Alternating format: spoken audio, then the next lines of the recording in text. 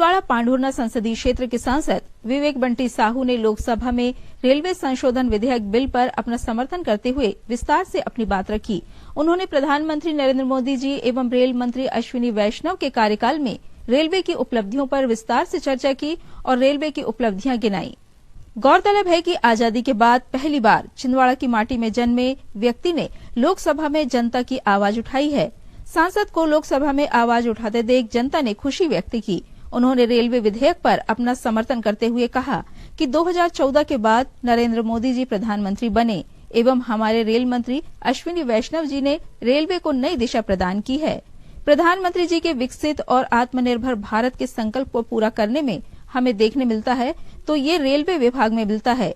सांसद श्री साहू ने कहा कि रेलवे विधायक रेलवे ढांचे को आधुनिक बनाएगा और विकास में अपनी भूमिका निभाएगा।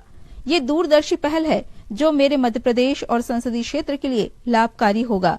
सांसद ने कहा कि रेलवे विधेयक से रोजगार और नौकरी के साधन बनेंगे। सांसद श्री साहू ने लोकसभा में विधेयक में चर्चा के दौरान अपने संसदीय क्षेत्र की रेलवे से संबंधित मांगे भी उठाई। उन्होंने छिंदवाड़ा से नरसिंहपुर सागर होते हुए रेलवे लाइन बिछाई जाने की बात रखी एवं कहा कि लाइन बिछाई जाएगी तो दक्षिण भारत से आने वाले और उत्तर भारत तक आने वाले यात्रियों को 120 किलोमीटर बचेंगे। साथ ही रेलवे विभाग को करोड़ों रुपए बचेंगे और 3 घंटे से ज्यादा समय बचेगा। साथ ही उन्होंने संसदीय क्षेत्र के पांढुर्णा में कोरोना काल के दौरान बंद हुई पांढुर्णा से खंडवा तक दादा धाम एक्सप्रेस को पुनः प्रारंभ करने की मांग की।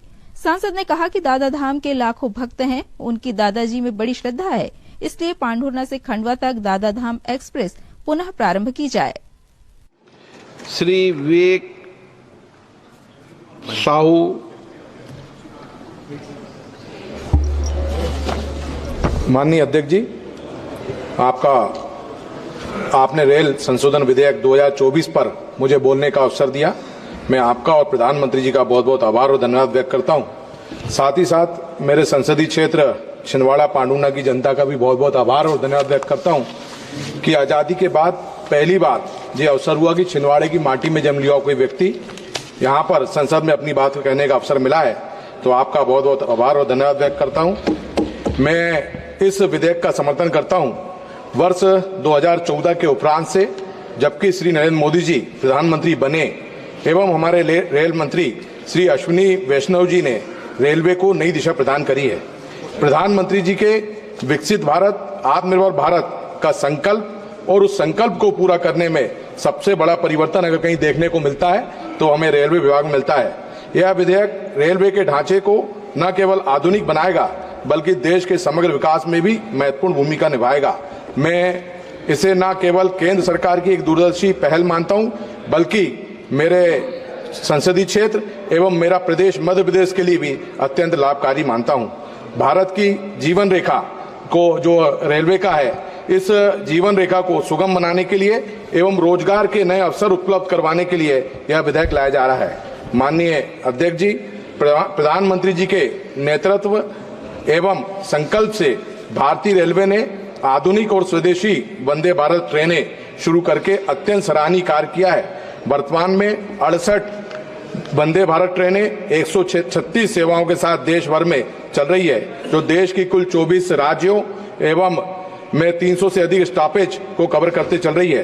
भारतीय रेलवे बिना किसी पक्षपात के निष्पक्ष रूप से काम कर रही है और बिना यह देखे कि किस राज्य में किसकी सरकार है, सभी राज्यों को समान अवसर प्रदान करने का काम हमारी सरकार के द्वारा किया जा रहा है। मैं आज इस अवसर पर यह बताना चाहता हूं कि सरकार ने 2014 के पहले जो सिर्फ 14,985 किलोमीटर का ट्रैक था, इन 10 वर्षों में 31,180 किलोमीटर वह ट्रैक गया है। यह परफॉर्मेंस 2.1 टाइम्स आता है जो हमारी रेलवे विभाग के द्वारा किया गया है। साथ ही साथ 2014 के पहले मात्र 5,188 किलोमीटर का इलेक्ट्रिफिकेशन हुआ था। इन 10 वर्षों में सरकार ने जो बड़ा परिवर्तन किया कि 44,199 किलोमीटर इलेक्ट्रिफिकेशन हुआ है, जो 8.5 गुना अधिक है।